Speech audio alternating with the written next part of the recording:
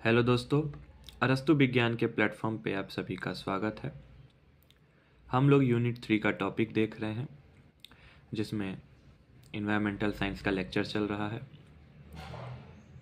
पिछले लेक्चर में हम लोगों ने पॉपुलेशन कैरेक्टरिस्टिक्स के कुछ फीचर्स को देखे थे, जैसे कि population density, population dispersion, age pyramid.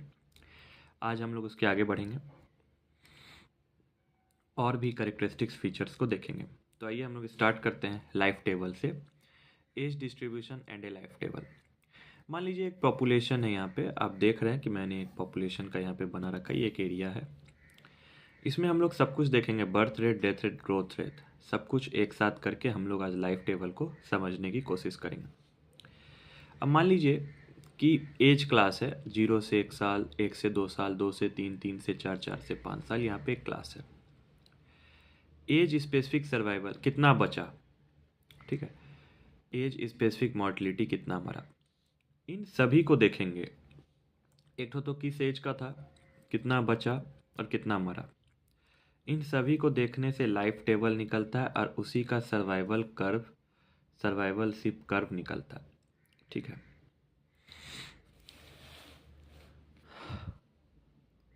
To types के लाइफ टेबल एग्जिस्ट करते हैं। एक होते हैं कोहॉर्ट लाइफ टेबल, एक होता है स्टैटिक लाइफ टेबल, ठीक है। ध्यान से समझिए। एक कोहॉर्ट लाइफ टेबल जो होता है किसी का, कोई भी इंडिविजुअल का, जिसका हम लोग स्टडी करते हैं फ्रॉम बर्थ टू डेथ, मतलब पूरा जीवन, कब पैदा हुआ था, कब जाके मरा, उसको हम लोग कोहॉर्ट लाइफ टेबल कहते हैं। स्टैटिक लाइफ टेबल क्या होता है कि ऐसा डाटा जो दिया जाता है किसी भी एज स्ट्रक्चर का of A given population at one point in time, ठीक है। किसी एक पॉपुलेशन का डाटा दिया जाता है एक समय पे एक जगह का, ठीक है। मतलब उसी समय पे उसी जगह का जो पॉपुलेशन का डाटा दिया जाए डिफरेंट एज ग्रुप का, उसको हम लोग स्टैटिक लाइफ टेबल कहते हैं, ठीक है। तो ये एक पॉपुलेशन है। अब इसमें कितने एज ग्रुप के पॉपुलेशन है, कितने बचे, कितने मरे, इन सबको यदि देखते हैं तो उसको हम लोग लाइफ टेबल उससे निकालते हैं। अब यहाँ पे मैंने कुछ टर्म दे रखा है और सबका कुछ पॉइंट है, किसी से कोट कर रखा। जैसे एज क्लास को हम लोग एस एक्स से डिनोट करते हैं, एज क्लास को। नंबर्स ऑफ इंडिविजुअल, और यदि सिमिलर एज ग्रुप के हैं तो उसको एन एक्स से डिनोट करते हैं। यदि डेथ हो गया तो d x. Age specific survival rate तो उसको एल एक्स से डिनोट करते हैं। एज स्पेसिफिक बर्थ और फर्टिलिटी रेट तो उसको एम एक्स से डिनोट करते हैं।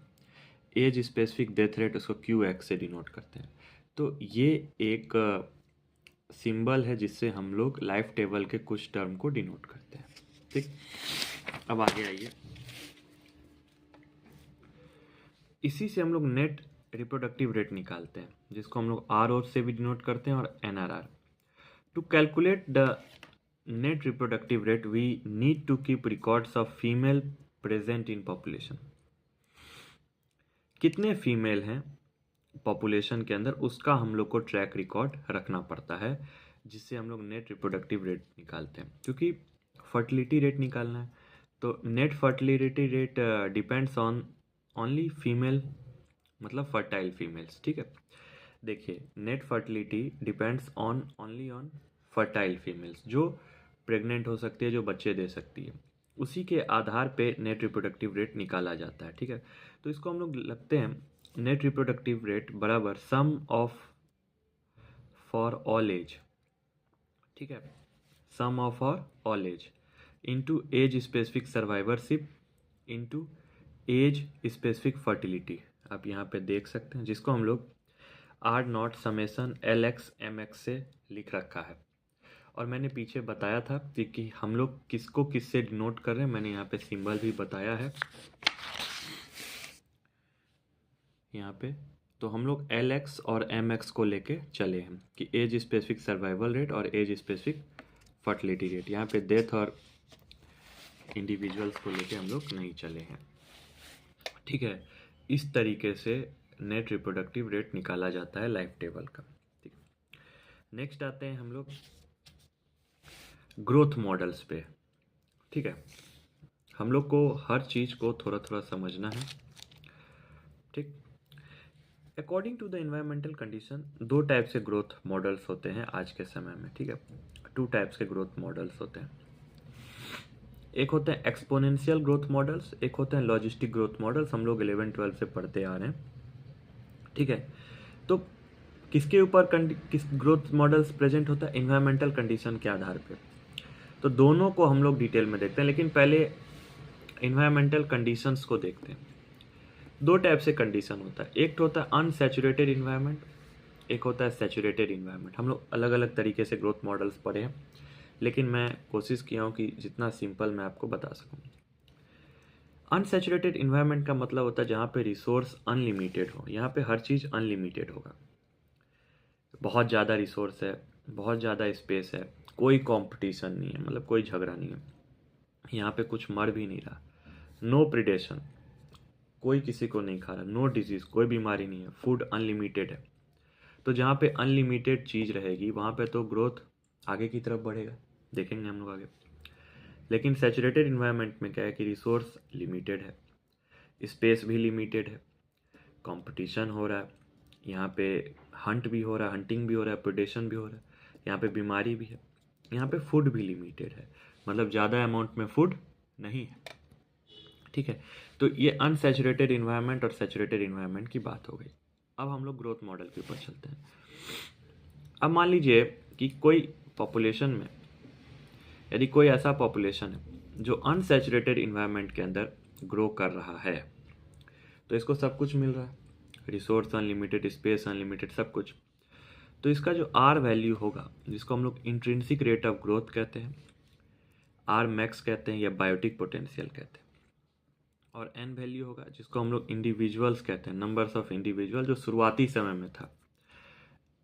कैपिटल एन का मतलब initial numbers of individual, R का मतलब आर मैक्स या इंट्रिंसिक रेट ऑफ ग्रोथ, किस तरीके से ग्रोथ हो रहा है। तो उसका फॉर्मूला क्या होगा? D N by D T into R N, मतलब change in time, change in numbers of individual in time कितना है? आर एन, ये साथ में बढ़ते ही जा रहा है, तो इसको हम लोग एक्सपोनेंशियल ग्रोथ कहेंगे, ठीक है। तो यहाँ पे मैं आपको ग्रोथ का कर्व दिखा देता हूँ। यहाँ पे एक पॉपुलेशन है, ये टाइम है।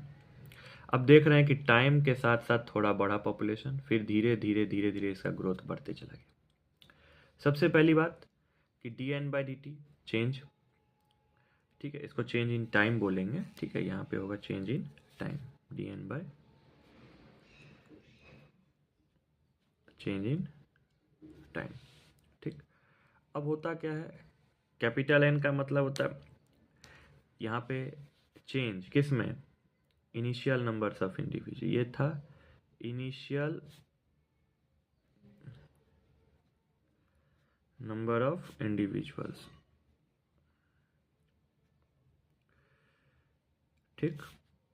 आर तो मैक्स रहेगा ही, और सबसे इंपॉर्टेंट बात आप देख रहे हैं कि इसका आकार कैसा बन रहा है, तो जे शेप्ड आकार बन रहा है, ठीक है। तो एक्सपोनेंशियल ग्रोथ का शेप कैसा रहेगा? जे शेप्ड, ठीक। ये ऊपर की तरफ क्यों जा रहा है? ये बढ़ते चला है क्योंकि यहाँ का इन्वायरमेंट अनसैचुरेटेड है, इसको सब कुछ मिल रहा है, स्पेस अनलिमिटेड है, कोई कंपटीशन नहीं है, कोई प्रिडेशन नहीं है, तो इसको कोई दिक्कत नहीं है, ठीक।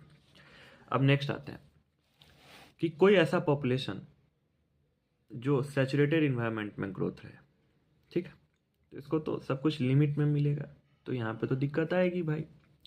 इसका जो आर वैल्यू होगा उसको हम इंट्रिंसिक रेट ऑफ ग्रोथ ही बोलेंगे, इनिशियल नंबर्स ऑफ इंडिविजुअल। यहाँ पे एक प्रॉब्लम आएगी के, जिसको हम लोग कैरिंग कैपेसिटी कहते हैं, क्योंकि यहाँ पे इन्वायरमेंटल कंडीशन में कुछ चेंज आ रहा है, लिमिटेड एक जगह जाएगा जहाँ पे सब कुछ खत्म होने लगेगा। तो इसका ग्राफ देखते हैं हम लोग, ये एक पॉपुलेशन था, ये टाइम था, ठीक है। अब यहाँ पे क्या होगा, यहाँ से ग्रोथ स्टार्ट होगा, तो एक समय आएगा जो एक्सपोनेंशियल की तरफ बढ़ेगा, लेकिन एक पॉइंट आएगा जहाँ से वो स्टेशनरी हो जाएगा, ट्रांसीजन हो जाएगा, बराबर हो जाएगा। जब इस पूरे को हम लोग कैरिंग कैपेसिटी मान लेते हैं, यहाँ पे जाके आप देख रहे हैं इस पॉइंट पे आके बराबर हो गया, तो अब यहाँ पे इसका कैपेसिटी ख़त्म, यहाँ पे इसको फूड रिसोर्स लिमिट हो गया, तो इसको कैरिंग कैपेसिटी कहते हैं, ठीक है। तो इसके आधा को k/2 बोलेंगे, ठीक है। यहाँ पे शुरू में लैग फेज था, पॉपुलेशन धीरे धीरे बढ़ रहा था, फिर एक एक्सपोनेंशियल फेस आया, एकाएक ही पॉपुलेशन बढ़ा, तो यहाँ तक तो पॉपुलेशन ठीक है, पॉजिटिव में जा रहा है, लेकिन एक समय के बाद डिक्लाइन करने लगा, देख रहे हैं, एक ट्रांजिशन पॉइंट आ गया जहाँ पे डिक्लाइन करने लगा, तो इसको हम लोग dn/dt 0 बोलेंगे। ठीक है, यहाँ पे आर मैक्स है, यहाँ पे तो ऊपर की तरफ जा रहा है तो आर मैक्स है ही, लेकिन यहाँ पे इस पॉइंट पे आर मैक्स है। मतलब आपको पूछेगा कि कैरिंग कैपेसिटी कहाँ पे मैक्सिमम होता है, तो k/2, और कैरिंग कैपेसिटी कहाँ पे 0 होता है, तो एकदम k पे 0 होता है। तो आप यहाँ पे देख रहे हैं कि जे शेप से किस शेप में ले लिया, एस शेप में ले लिया, तो इसीलिए इसको सिग्मोइडल कर्व बोला जाता है, जिसको हम लोग लॉजिस्टिक ग्रोथ कहते हैं। ठीक है, तो मैं कम शब्दों में आपको बताया हूँ, कम तरीके से। ठीक है, लेकिन कैसा एनवायरनमेंट लेके, अनसैचुरेटेड और सैचुरेटेड एनवायरनमेंट को लेके। तो ये एक पॉपुलेशन एट्रीब्यूट्स का, पॉपुलेशन कैरेक्टरिस्टिक्स का एक फीचर्स था ग्रोथ मॉडल। अब हम लोग आगे की तरफ बढ़ते हैं, सर्वाइवरशिप कर्व। अब सर्वाइवरशिप कर्व भी हम लोग ग्राफ के अकॉर्डिंग समझेंगे कि graph showing the numbers of individual which survive through each phase of life. अलग अलग फेज में अलग अलग तरीके से हम लोग जिंदा रहते हैं, सर्वाइव करते हैं। ठीक है, तो यहाँ पे हम लोग को टाइप के अकॉर्डिंग पढ़ना है। तो पहला टाइप 1 होता है, इसको कॉन्वेक्स कर्व कहते हैं। आप फिजिक्स में कॉनकेव कॉन्वेक्स पढ़े होंगे, उसी तरीके से है थोड़ा, कि उसके स्ट्रक्चर में क्या चेंज होता है, बस आपको यहाँ समझना है। Type of convex curve, little mortality, थोड़ा सा मोर्टिलिटी होगा, डेथ रेट होगा, अनटिल सम एज, किसी एज तक। For example, industrialised man, comma many species of large animals. आपको इंडस्ट्रीज में आदमी काम कर रहा है या कोई बड़ा स्पेसीज है किसी एनिमल्स का, ठीक है, तो वहाँ पे कम अमाउंट पे मोर्टिलिटी रेट है किसी एज तक। ठीक है, ज़्यादा अमाउंट पे मोर्टिलिटी रेट नहीं है, तो उसको हम लोग कॉन्वेक्स कर्व में रखे हैं। अब आइए, टाइप 2 होते हैं diagonal straight line. Mortality is constant at all age, हर एज में मोर्टिलिटी होगा, वो ऐसा नहीं है कि कभी ज़्यादा कभी कम, ये कांस्टेंट बना रहेगा। बर्ड्स हो, रैबिट हो, माइस हो, एनिमल हो किसी भी समुद्र में। ठीक है, अब टाइप 3 आते हैं concave curve. High mortality rate during the young stage, मतलब बचपन में ही बहुत ज़्यादा मोर्टिलिटी रेट हो जाएगा, बहुत ज़्यादा डेथ हो जाएगा। बट लोअर और nearly constant in the adult, लेकिन जैसे जैसे हम लोग बड़े होते रहेंगे तो डेथ रेट कम हो जाएगा, मोर्टिलिटी रेट घट जाएगा। ठीक है, जैसे oyster, most trees, many fishes, insect, ये सब इसके एग्जाम्पल होते हैं। ये हम लोग को बस जानना था। अब ये देखिए, ये सर्वाइवरशिप कर्व, ये पॉपुलेशन है, ये एक एज है। सबसे पहले टाइप 3 हम लोग जानते हैं। आप देख रहे हैं कि मोर्टिलिटी यंग स्टेज में ही ज़्यादा है, आप देख रहे हैं तो अंदर की तरफ आ रहा है, यंग स्टेज में ही मोर्टिलिटी ज़्यादा है, तो इसको हम लोग कॉनकेव बोलेंगे। ये आता है डायगोनल, कि कांस्टेंट है डेथ रेट, ना ज़्यादा ना कम। और यहाँ पे क्या है, लिटिल मोर्टिलिटी है, तो ये बहुत ही दूर है, यंग स्टेज में इसका लिटिल मोर्टिलिटी है। ठीक है, ये कभी होगा या कभी नहीं भी होगा। ठीक है, तो ये इसको हम लोग कॉन्वेक्स बोलेंगे, इसको हम लोग डायगोनल बोलेंगे, इसको हम लोग टाइप 3 कनकेव कर्व बोलेंगे। तो इसको सर्वाइवरशिप कर्व कहा जाता है। ठीक, तो आज के लेक्चर में हम लोगों ने पॉपुलेशन के कुछ कैरेक्टरिस्टिक्स फीचर्स को कंप्लीट किया है, जैसे कि लाइफ टेबल क्या होता है। ठीक, लाइफ टेबल में cohort life table, static life table क्या होता है। ठीक है, इसी के थ्रू हम लोग नेट रिप्रोडक्टिव रेट भी देख सकते हैं। ठीक, ग्रोथ मॉडल्स क्या होते हैं। ठीक, अब इसमें एक्सपोनेंशियल और लॉजिस्टिक ग्रोथ मॉडल देखें, एनवायरमेंटल कंडीशन के आधार पे मेन ये है। ठीक, इसमें और भी कुछ पॉइंट आते हैं, जैसे आर वैल्यू, के वैल्यू, हम लोग आगे देखेंगे। ठीक है, अनसैचुरेटेड में एक्सपोनेंशियल ग्रोथ होता है, उसका ये कर्व है, और सैचुरेटेड में लॉजिस्टिक ग्रोथ होता है, उसका ये कर्व है। यहाँ पे कैरिंग कैपेसिटी आता है, इसको हम लोग नेक्स्ट लेक्चर में समझेंगे। फिर आता है सर्वाइवरशिप कर्व, जिसमें हम लोग टाइप 1 कन्वेक्स, टाइप 2 डायगोनल और टाइप 3 कनकेव, इसको हम लोगों ने डिटेल में देखा।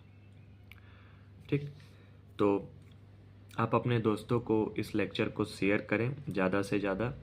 ठीक, और ये एकदम सीक्वेंस वाइज चैप्टर चल रहा है। अब मैं नेक्स्ट वीक से चैप्टर 2 भी स्टार्ट करने जा रहा हूँ। मैंने 3 लेक्चर लिया है, लेकिन मैं उसको वो उसका लिखावट कंप्लीट हो चुका है और मैं वो क्लास लेके आऊँगा आप लोग के बीच।